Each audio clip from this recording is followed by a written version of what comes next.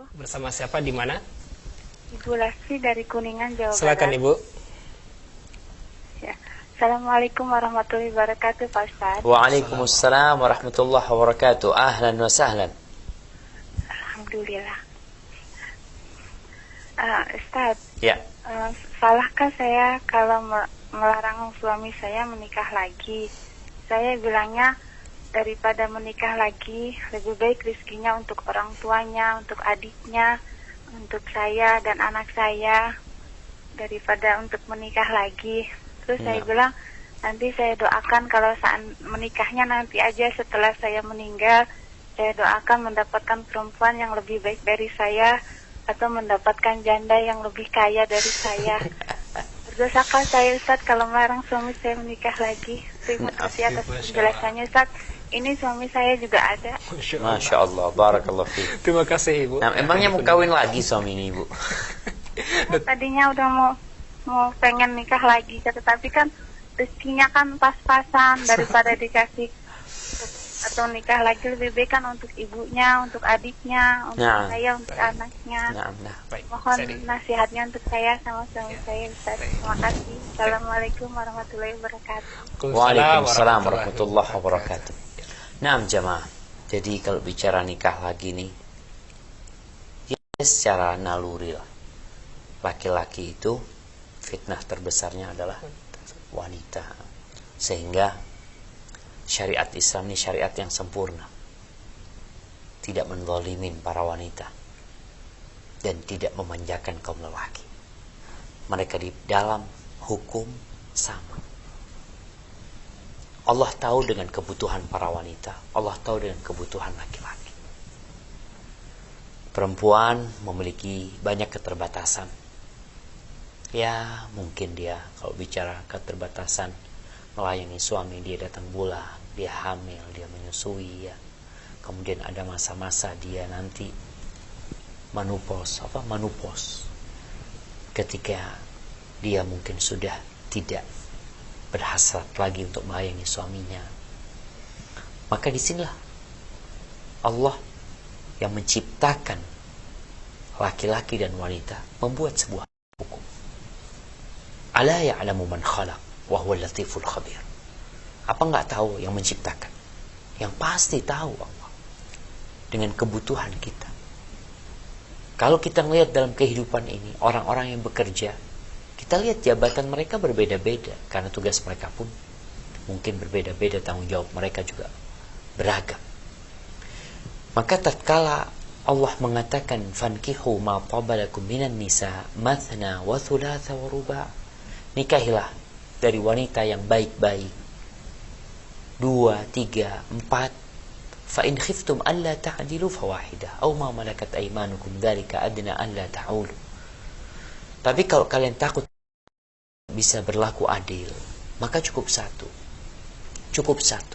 Artinya Allah Azza wa Jalla ketika membuat sebuah ketentuan hukum, Allah tidak sembarangan. Allah benar-benar meletakkan sebuah hukum yang penuh dengan kebijaksanaan. Kalau tidak mampu berlaku adil, cukup satu. Atau budak kalian, nggak usah nikah. Dzalika adna alla ta'ul. Itu akan lebih dekat sama kalian agar kalian tidak melakukan kezaliman, agar kalian tidak susah hidupnya karena banyak tanggungan, ya. Gara-gara dia punya banyak kewajiban, akhirnya merana hidup. Padahal orang ketika membangun sebuah rumah tangga, keinginan dia adalah mendapatkan sakinah, kedamaian, ketentraman. Kalau ternyata nikah lagi mendatangkan badai, umpamanya. Karena ada orang-orang yang mau tidak maulah, dia akan membuat konflik dalam rumahnya. Di rumah Nabi SAW terjadi konflik, tapi Nabi berusaha untuk menyelesaikan konflik tersebut. Ada manusia-manusia yang mampu, silahkan nikah lagi. Tapi kalau nggak mampu, cukup satu. Bagaimana sekarang seorang istri?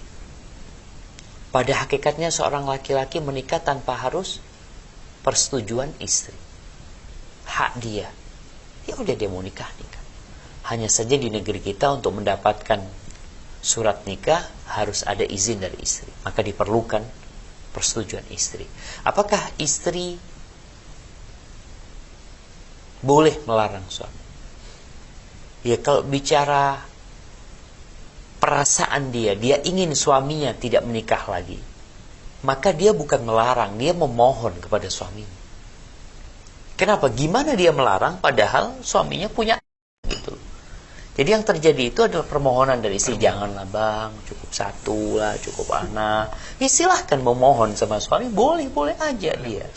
Tapi kalau dia bicara melarang, artinya dia bukan di posisi atasan sehingga berhak melarang. Yang ada itu permohonan sama suami. Silahkan kalau ibu tadi mengatakan dia ingin suaminya tidak menikah lagi, boleh dia sampaikan, udah bang cukup satu aja anak gitu ya. Umpamanya anak doakanlah bang mudah-mudahan di surga dapat masuk surga dan bidadari. Umpamanya ya suami ngomong iya aku ingin bidadari di dunia dan di surga, seperti itu gitu ya. Intinya kalau seorang istri memohon kepada suaminya untuk tidak menikah lagi, silahkan, boleh aja. Tapi kalau dia mendapati suaminya nikah lagi, maka di sini dia harus siap menerima ketentuan ilahi. Kalau dibicarakan musibah buat dia, buat perempuan ya bisa jadi musibah buat dia, umpamanya karena dia harus menjaga emosinya, menjaga kecemburuannya, ujian buat dia, ya dia sabar menghadapi hal itu. Karena pada hakikatnya kehidupan ini adalah ujian dari Allah Subhanahu wa taala. Dan buat para lelaki ya, ana ingin sampaikan, dunia ini bukan tempat bersenang-senang, bukan tempat bersantai ria. Ada hal-hal mubah yang diperbolehkan sama Allah Subhanahu wa taala. Silahkan, tapi jangan lupa yaumun laka wa yaum alaik. Ada sehari kau gembira, ada sehari kau berduka. Enggak ada kegembiraan di dunia ini yang tidak berbalut dengan duka. Kenapa? Karena memang Allah menetapkan kehidupan dunia sebagai bala, sebagai ujian. Ketika engkau hendak menikah lagi, silahkan. Tapi engkau sudah memperhitungkan segala sesuatu. Apakah engkau mampu? Taruh bicara ekonomi. Jangan sampai engkau berbicara menikah lagi, ibumu terlantar. Artinya kalau istri mengatakan uangmu itu, coba engkau bantu ibumu. Jangan cuma memikirkan syahwatmu. Tapi anak gak mampu, Ustaz. Syahwat anak terlalu tinggi. Engkau bisa berpuasa sunnah. Engkau lihat Rasul sallallahu alaihi wasallam, istrinya 9, puasa sunnahnya kencang. Masyaallah. Sallallahu alaihi Iya. Sallallahu alaihi. Abdullah bin Umar, Masya Allah, istrinya banyak dan juga punya banyak budak. Puasa sunnahnya kencang mereka. Jadi kalau bicara mengendalikan nafsu, itu bukan hanya dengan menikah lagi selesai gitu ya. Enggak, engkau tetap akan tergoda dengan engkau punya 4 perempuan. Jangan dipikir anak kau 4 istri insya Allah tidak tergoda dengan wanita. Enggak ada. Godaan itu tetap ada buat engkau. Maka diperintahkan menundukkan pandangan. Jadi kalau istrinya 4 udah gak perlu menundukkan pandangan lagi. Enggak, tetap perintah itu. Jadi nafsu itu, orang itu kalau dia memiliki 1000 perempuan, 1000 perempuan dia memiliki. Kemudian ada satu perempuan baru. Datang satu perempuan baru. Maka dia berpikir, perempuan ini memiliki sesuatu yang tidak dimiliki oleh 1000 perempuan. Itu ujian seperti itu. Maka diperintahkan kita untuk menundukkan pandangan kita.